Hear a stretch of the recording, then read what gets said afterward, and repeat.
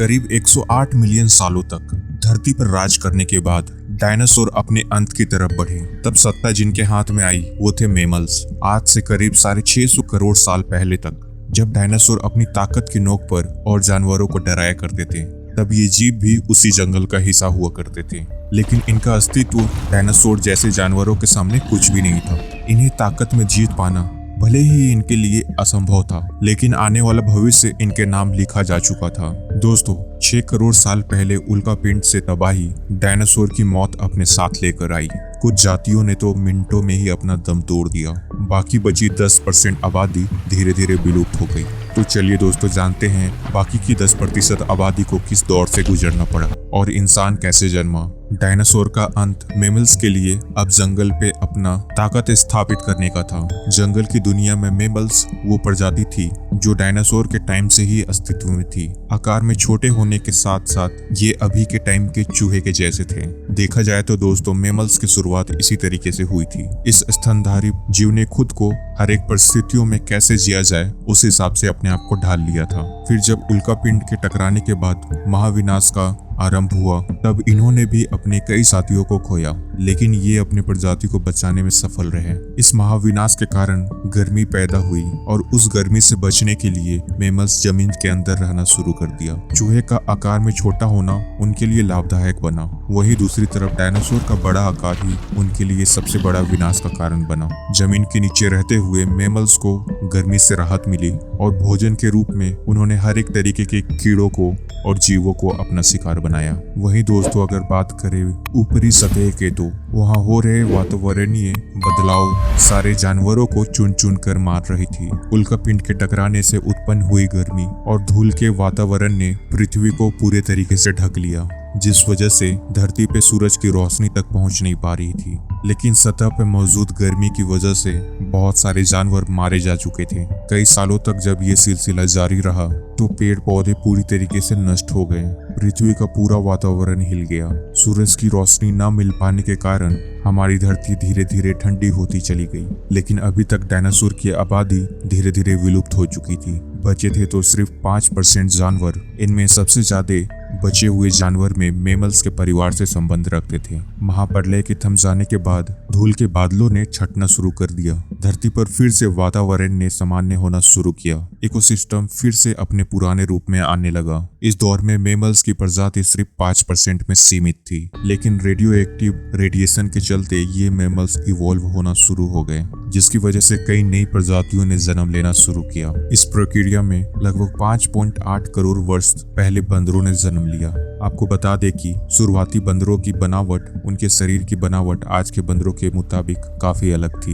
इनके मुख पर आंखें आगे हुआ करती थी और शरीर छोटा हुआ करता था। लेकिन ये शारीरिक बनावट ज्यादा दिन तक एक जैसी नहीं रहने वाली थी। उसी समय में मेमल्स के सर में एक बहुत ही अहम विकास हुआ, जिसकी वजह से ये चारों पैरों के बिना 2 पैरों पे खड़ा होना सीख गए थे। और अब विकास पेड़ पौधे और पर्यावरण में भी हो रहा था। प्रकृति पूरी फॉर्म में आ चुकी थी और टेम्परेचर 24 डिग्री सेल्सियस तक आ चुका था। करीब 4.5 करोड़ साल पहले हुए बदलाव के कारण हमारे दिन 24 घंटे के हो गए। जहां विकास शुरू हो चुका था, वहीं कई जानवर अपने विकास में कई हद तक बदल रहे थे। पुराने मेमल्स में भले ही दूसरे जानवरों को मार करके खाने की क्षमता नहीं थी, लेकिन अब विकसित मेमल्स में भी दूसरे जानवरों का शिकार करके उन्हें मार गिराने की ताकत विकसित कर ली थी और वो दूसरों जानवरों पे भी अपना दबदबा बनाने पे कायम हो रहे थे। अब मेमल्स की स्थिति वही हुआ करती थी जब धरती पर राज करने वाले डायनासोर की हुआ करती थी। लगभग 1 करोड़ साल पहले हमारी धरती उसी स्वरूप में आ चुकी थी जैसे कि वो हमें आज दिखाई देती है। पेड़ पौधे से लेकर के हर एक चीज अपने इवॉल्व रूप में था।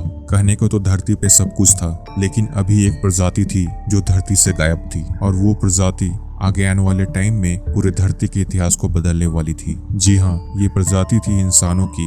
लगभग 40 लाख साल पहले पृथ्वी पर एक बार फिर हलचल हुई और अफ्रीकी द्वीप में मौसम और हवा में बदलाव आया और हवा का प्रभाव कम हुआ, जिससे मौसमी बदलाव वहाँ पे नहीं आई, जिसकी वजह से वहाँ पे छोटे छोटे जंगल सूखना शुरू हो गए। बारिश न होने की वजह से अफ्रीका का ये क्षेत्र काफी सूखा पड़ गया, लेकिन इस जंगल में रहने वाले जानवरों ने हार नहीं मानी। अफ्रीका के ये पार्ट में रहते थे पियरोल्पिथिक्स, जो आगे चलकर हमारे पूर्वज कहलाए। पेड़ पर रहने वाले ये बंदर एक टहनी से लेकर दूसरी टहनी तक जाने के लिए आगे के हाथों का सहारा लिया करते थे और कभी कभी पेड़ों पर दो पैरों पर भी खड़ा हो जाते थे। लेकिन ये अभी तक जमीन पे नहीं चल पाए थे, लेकिन इनमें खड़े होने की क्षमता पहले से ही विकसित हो चुकी थी। इससे पता चलता है कि पैरों पे चलना इंसानों का नहीं, एप्स की खोज थी। फर्क सिर्फ इतना सा था कि वो पेड़ों पे रहते थे, लेकिन जलवायु के परिवर्तन के कारण जल्दी वो जमीन पे उतरने वाले थे। इनमें से कई प्रजातियां चिंपांजियों के रूप में विकसित हुई तो कुछ इंसान में बनने के लिए विकसित हो गईं। उनके आने वाली पीढ़ियों ने खुद को बनाने के लिए और अपने बिस्तर के लिए पेड़ों से निकलकर जमीन को अपना घर बनाया। आर्डिफिथिक्स रेमिड्स ही एप्स थे जो पहले भोजन और घरों की तलाश में पेड़ों से उतर कर आए। लाखों सालों के विकास ने ये बस अफ्रीका के हर एक क्षेत्र में फैल गए थे, लेकिन उनके हाथ अभी भी काफी लंबे हुआ करते थे। पैरों पे इधर उधर झूलने की वजह से अभी भी उनके हाथों का आकार पैरों की ही तरह लंबा था। ऐसे में कई हजार साल विकास में गुजर जाने के बाद उनके शारीरिक ढांचे में काफी कुछ बदलाव होने लगा था। अभी ये अपने पैरों पे बहुत ही बेहतर तरीके से चल सकते थे और ज्यादा से ज्यादा अपनी ऊर्जा बचा सकते थे, जिस वजह से ये ज्यादा दूर तक नजर रख सकते थे, अपने लिए भोजन खोज सकते थे और हाथ की मदद से उन्हें खा भी सकते थे। समय के साथ साथ विकास की प्रक्रिया चलती रही, जिससे उनके शारीरिक ढांचे के साथ उनके और भी स्पाइनल कॉर्ड के बनाने में भी बदलाव होने लगा। पहले जो सर आकार में छोटा था अब वो बड़ा होने लगा। 23 लाख साल पहले होमो हेबिलिस हमारे वो पूर्वज थे जिनका दिमाग का आकार बढ़ गया। आकार बढ़ जाने की वजह से ये जान गए कि अपनी बुद्धि को किस तरीके से अपने जीवन यापन के लिए लगाया जा सकता है। बुद्धि का कमाल दिखाते हुए हमारे पूर्वजों ने सबसे पहले पत्थरों को हथियार के रूप में इस्तेमाल करना सीखा। जैसे ही यह उनकी तरकीब काम आई तो ये जान गए कि कैसे पत्थर को अपने हथियार के रूप में इस्तेमाल कर सकते हैं। जैसे जैसे ये जीव हथियार को इस्तेमाल में लाए, उनके हाथों की उंगलियां और अंगूठी को भी मजबूती मिलना शुरू हो गई। अभी जान चुके थे कि हथियार का इस्तेमाल करके कैसे शिकार किया जा सकता है और अपनी भूख को शांत किया जा सकता है। आपको बता दें कि ये पहले पूर्वज थे जो समूह में शिकार करना स्टार्ट किया। साथ ही में सबसे पहले आग की खोज मानव की खोज को ही बदल डाला। हम सभी यह जानते हैं मानव के द्वारा आग की खोज सबसे बड़ी खोज थी। आग के इस्तेमाल से ये जल्दी मांस को पका करके खाना सीख गए थे। आग ने हमारे पूर्वजों को सिर्फ ठंड से सुरक्षा ही नहीं दी बल्कि दिमाग के यूज के लिए उन्हें प्रोत्साहित भी किया। अगर आप ये सोच रहे हैं कि कैसे, तो आपको बता दें आग की वजह से भोजन को चबाने के लिए जो ऊर्जा लगती थी पहले उससे कम हो गई। अब वो अपने ऊर्जा को बुद्धि के विकास के लिए यूज करना स्टार्ट कर दिए, जिसकी वजह से आगे आने वाली पीढ़ियां बड़े दिमाग के साथ पैदा हुई।